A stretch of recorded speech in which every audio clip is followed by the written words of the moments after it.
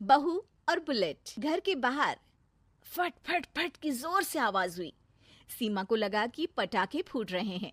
वो डर के मारे घर से बाहर निकली। देखा तो सामने योगेश यानी कि पतिदेव एक बुलेट बाइक पर बैठे हैं। अरे डर गई क्या? बाइक लेकर आया हूँ तुम्हें घुमाने के लिए। सच में? मुझे लगा पटाखे फूट रहे हैं। अरे पटाखे भी फूटेंगे और मिठाई भी बटेगी। माँ को तो बुलाओ। माँ भी बाहर आ जाती है। अरे योगेश बेटा, इतनी जल्दी आ गया? और ये गाड़ी किसकी है? साहब की है? हाँ माँ, तुम्हारा बेटा साहब से कम है क्या? मेरी ही है। अरे बेटा, इतनी बड़ी गाड़ी ले ली, इससे तो तू घोड़ा ही ले लेता। महंगी पड़ी होगी ना?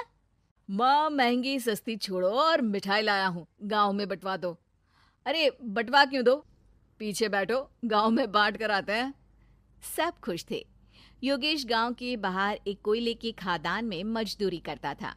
मेहनत और अकल से उसने वहां ठेकेदारी का काम सीख लिया और सूझबूझ से ठीक ठाक पैसा बनाने लगा। गांव में बात फैल गई कि योगेश के घर धमाका गाड़ी आई है। ऐसी गाड़ी पहले कभी किसी ने गांव में तो देखी नहीं थी। योगेश और माँ गाड़ी से वापस घर आ जाते हैं।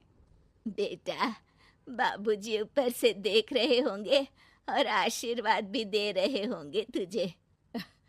वो होते तो उनको भी घुमाता माँ। पूरे गांव में नाच नाच के मिठाई बांटने जाते। जैसे मैंने नाच नाच के बांटी थी जब वो अपने लिए एक साइकिल लेकर आए थे। बस बस, बाबूजी दो बात भी सुनाते कि फटफट वाली फटफटी ले आया। सीमा आगे कहती है, अपने लिए तो ये गाड़ी ले आए और मेरे लिए? अरे ये गाड़ी तुम्हारे लिए ही तो है। पक्का मेरे लिए है? अरे पक्का तुम्हारे लिए है। अगली सुबह जब योगेश सो रहा होता है तो उसे बाहर से गाड़ी की आवाज आती है। वो घबरा कर चिल्लाता है, चोर चोर, मेरी गाड़ी ले जा रहा है, चोर चोर। माँ भी जागती है और योगेश के साथ दरवाजे की तरफ भागती है। जैसे ही दोनों बाहर निकलते हैं तो देखते हैं कि सीमा गाड़ी चला रही है। अरे बहू, नाक कटवाओगी क्या? ये क्या कर रही हो? अरे गिर जाओगी, ये क्या कर रही हो तुम? सीमा गाड़ी को रोक कर कहती है, सारे गांव में घुमा लाई, कहीं नहीं गिरी। क्या? सारे गांव में घुमा लाई? अरे लोग क्या कहेंगे बहू? सोचा क्या एक बार? यही कहेंगे कि कितनी अच्छी गाड़ी है। अरे तुम्हारे बारे में। हाँ कहेंगे ना कि देखो कितनी अच्छी गाड़ी पर बैठी है। बहू गाड़ी रखकर योगेश और सासू माँ के पास जाती है।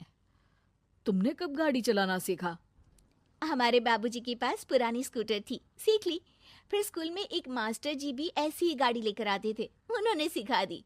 हाँ हाँ, स्कूल के मास्टर आजकल यही सब तो सिखा रहे हैं। पढ़ाई का कुछ सिखाते तो कुछ भला होता। अरे बहू, अब गाड़ी मत चलाना।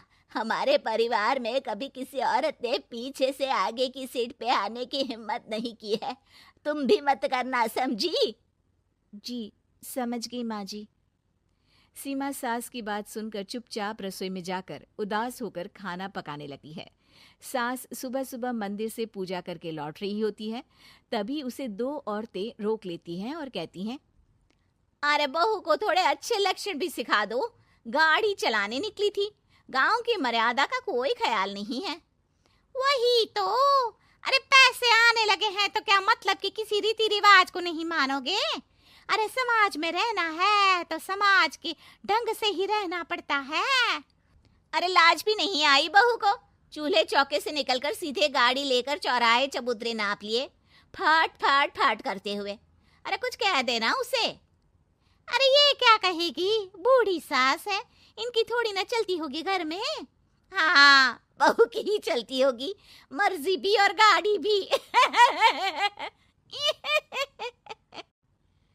सास सब सुनकर घर आती है और बहू को चिल्ला के बुलाती है, अरे नाक कटवा दी सबके सामने गाड़ी चलाकर। औरत जात गाड़ी नहीं चलाती।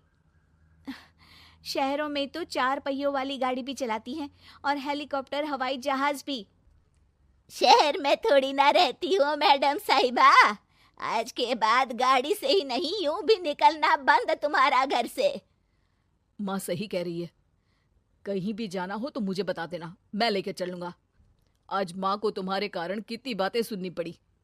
इतना कहते हुए योगेश वहां से चला जाता है।